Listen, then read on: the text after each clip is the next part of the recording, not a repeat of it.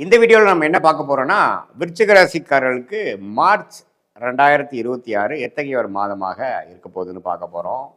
Scientific வேதிக் astrology முறையில் எதையும் மிகைப்படுத்தாமல் உள்ளதுள்ளவாறு எதையுமே பரிகாரங்கள் அது மாதிரி மூடநம்பிக்கையில் போகாமல் எந்த கிரகம் எப்படி இருந்தால் எது மாதிரி ஒரு தாக்கத்தை கொடுக்கும், அடுத்து வரக்கூடிய காலகட்டங்கள் எது மாதிரி திசையில் நம்ம வாழ்க்கையை திருப்ப போகிறது, நம்மளுடைய பிராப்தங்கள் என்ன, கோச்சார அமைப்பு ஆண்டு கிரகங்கள் எப்படி இருக்கிறது, மாத கிரகத்து அமைப்பு இருக்குது, ராசி அதிபதி எப்படி இருக்கிறது பார்த்து கோச்சார் அமைப்பான ஒரு பொது பலனாகிய விருச்சிக ராசிக்கு மார்ச் 2026 இந்த வீடியோவில் நம்ம எப்படி பலன் இருக்குன்னு பார்க்க போகிறோம்.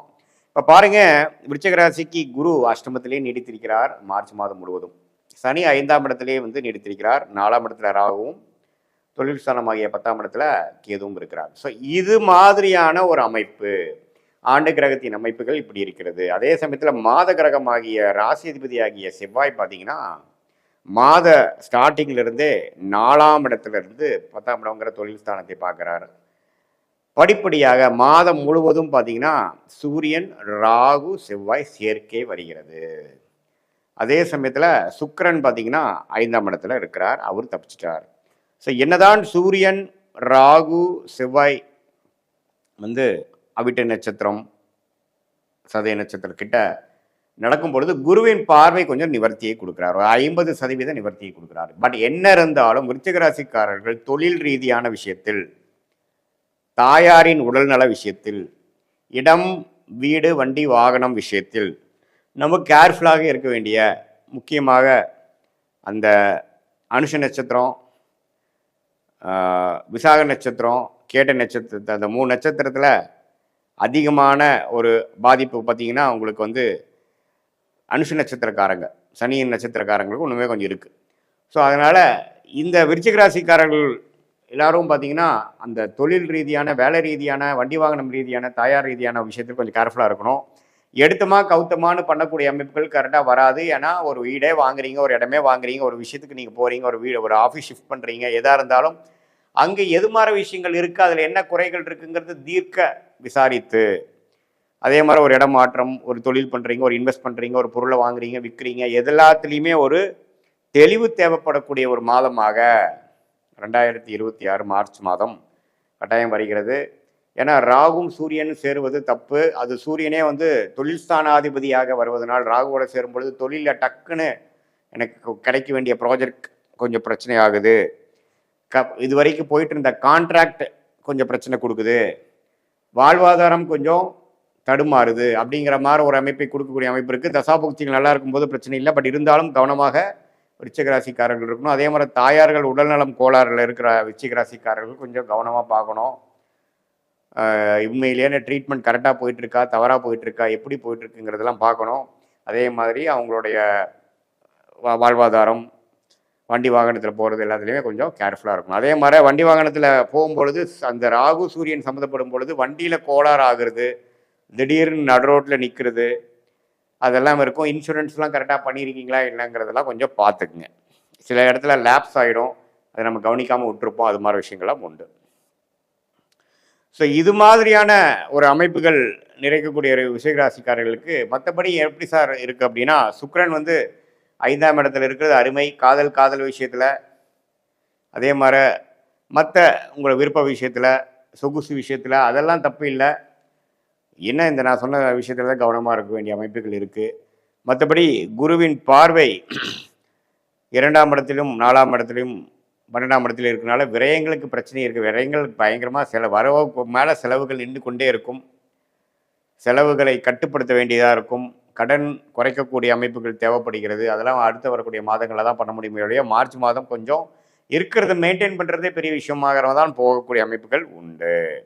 பட் குருவின் பார்வை எல்லாமே ஒரு கண்ட்ரோலில் வச்சுக்கக்கூடிய அமைப்பு உண்மையிலேயே நல்லது. இதுதான் விருச்சிக ராசிக்காரர்களுக்கு மார்ச் மாதம் ஒரு மாதிரியான ஒரு அமைப்பு, கவனமாக இருக்கக்கூடிய அமைப்புகள் தேவைப்படுகிறது. குறிப்பாக முதல் 2 வாரம் 3 வாரம் அப்படி இருக்குது. இது பொதுவான பலனை தவிர உங்களுடைய ஜென்ம ஜாதகத்தில் நீங்கள் எந்த பிறந்த தேதியில் பிறந்தீங்க, எந்த பிறந்த நேரத்தில் பிறந்தீங்க, எந்த ஊரில் பிறந்தீங்கிறத வைத்து உங்களோட ஜாதகத்தை போட்டு நீங்கள் என்ன லக்னத்தில் பிறந்தீங்க, நீங்கள் கேட்ட நட்சத்திரம், அனுஷ நட்சத்திரம், விசாக நட்சத்திரத்தில் எந்த நட்சத்திரத்தில் பிறந்திருந்தாலும் உங்களுடைய லக்னம் என்ன, லக்னாதிபதி எப்படி இருக்கிறார், தசை என்ன, தசாபுக்தி என்ன போய்கொண்டிருக்கிறது, இந்த தசநாதரும் புக்திநாதரும் நாம் இப்போ சொன்ன கோச்சாரத்தில் எப்படி போகிறாருங்கிறது நாம் பேசின இந்த பொது பலனையும் தசாபுக்தியான துல்லிய பலனும் சேர்த்து வைத்து பார்க்கும் பொழுது ஒன்றுமே நம்மளுடைய கர்மா எப்படி செயல்படுகிறது, நம்மளுடைய துறை எந்த துறையில் நம்ம போகிறது நல்லது, எந்த நேரம் நமக்கு யோகமாக இருக்கிறது, எந்த நேரம் நமக்கு சரியில்லை, எது மாதிரி மேல் படிப்பு வந்து மாணவர்கள் படித்தால் நல்ல ஒரு அமைப்பு இருக்குது, எப்போ வந்து நமக்கு அட்மிஷன் கிடைக்கும், எப்போ நமக்கு வெளிநாடு போவோம், விசா எதிர்பார்க்குறவங்களுக்கு வெளிநாடு, எப்போ வெளிநாடா உள்நாடா, அரசு உத்தியோகமா அல்லது நம்ம ப்ரைவேட் செக்டாரா, தொழிலா வேலையா, எந்த மாதிரி துறையில் போகலாம், பார்ட்னர்ஷிப் நமக்கு ஒத்து வருமா வராதா, திருமணம் எப்போ நடக்கும், குழந்தைகள் எப்போ நமக்கு வரும், குழந்தை புத்திர விஷயங்கள் எப்போ நமக்கு கிடைக்கக்கூடிய அந்த பிராப்தம் கிடைக்கக்கூடிய அமைப்புகள் இருக்குது, எப்போ வந்து நம்ம நெக்ஸ்ட் லெவல் லைஃப்பில் ஸ்டேஜில் நமக்கு முன்னேறுவோம், இப்படியே வாழ்க்கை போயிட்டுருக்குது, எப்படி நம்ம வந்து முன்னேறுவோம், மாறணுமா, இடம் மாறி தான் முன்னேறுவோமா, அல்லது இருக்கிற இடத்துலையே முன்னேற முடியுமா, நம்ம குழந்தைய ஃபேமிலியை பிரிஞ்சிருக்கிறமே எப்போ சேர்ந்துருக்க முடியும், இது மாதிரி எல்லா மனதில் இருக்கக்கூடிய கேள்விகள் எல்லாமே சயின்டிஃபிக் வேதிக் அஸ்ட்ராலஜி முறையில் எந்த விதத்தையும் மிகைப்படுத்தாமல் உள்ளவாறு ஒரு கிரகம் நீங்கள் பிறக்கும் பொழுது பிறந்த தேதி, பிறந்த நேரம், பிறந்த ஒரு வச்சு எது மாதிரி இருக்குது, ஸ்தானபலம் எப்படி இருக்குது, திக்பலம் எப்படி இருக்குது,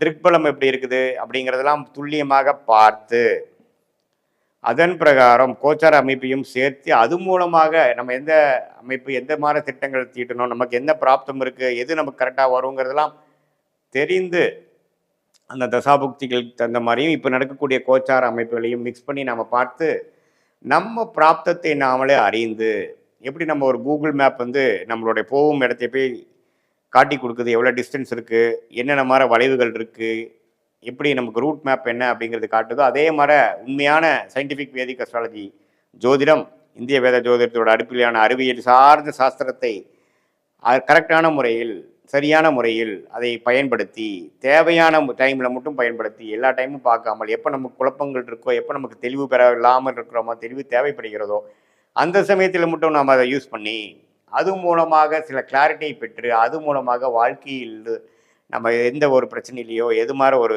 விஷயத்தில் பின்தங்கி இருக்கிறோமோ அதிலிருந்து மீண்டு வந்து நம்மளுடைய பொட்டன்ஷியல் என்ன, நம்மளோட தகுதி என்னங்கிறதை தெரிந்து நம்மளுடைய பிராப்தத்தை அறிந்து அந்த நம்மளோட டைம்லைன்ஸை அறிந்து தக்க முயற்சிகளை செய்து தக்கவாறு திட்டமிட்டு காலமறிந்து செயல்பட்டு நம்மளுடைய பொட்டன்ஷியல் நம்மளுடைய தகுதிக்கு தகுந்த மாதிரி வாழ்க்கையில் எந்த துறையில் போகிறோமோ எந்த டைரக்ஷனில் போகிறோமோ அந்த மாதிரி சமயத்தில் கரெக்டான ஒரு அமைப்பில் போய் நம்ம ஜெயித்து உடல் நலம் பேணிச்சு நம்மளுடைய தேவையற்ற பழக்கங்கள்னாலையும் தேவையற்ற எண்ணாற்றங்கள்னாலையும் இருக்கக்கூடிய நிம்மதியை கெடுக்காமல் ரியாலிட்டி என்ன, நம்மளை சுற்றி இருக்கக்கூடிய ரியாலிட்டி என்ன, இப்போ எப்படி சிங்க் ஆகி போகுது, நம்ம வந்து வாழ்க்கையில் வந்து ஒர்ஸ்ட்டு ஓவரா, உண்மையில்தான் தான் குட் இஸ் கம்மா இப்போ வரப்போகுதா, இதெல்லாம் தெரியும் பொழுது நம்ம என்னென்னா நீங்கள் தான் வாழ போகிறீங்க, அதில் ஒன்றும் மாற்றம் இல்லை. பட் என்னென்னா தெளிவு பிறந்தால் வழி பிறக்கும் அப்படிங்கிறது தான் வந்து அடிப்படை. அந்த தெளிவு எப்படி சார் கிடைக்கும் அப்படின்னா நம்மளை பற்றி நம்மளே அறியுது. அது எப்படின்னா ஜோதிடம் வந்து